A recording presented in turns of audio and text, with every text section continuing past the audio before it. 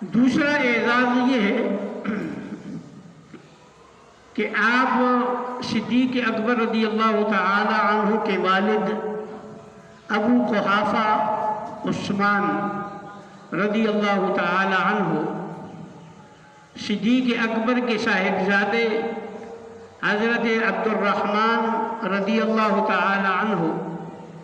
پھر صدیق اکبر رضی اللہ تعالی عنہ کے پوتے محمد ابن عبد الرحمن رضی اللہ تعالی عنہ، یہ سارے کے سارے چاروں صحابی ہیں۔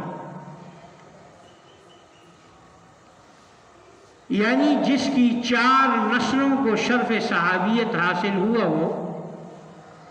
صدیق اکبر رضی اللہ تعالی عنہ خود صحابی، ان کے والد ابو قحافہ عثمان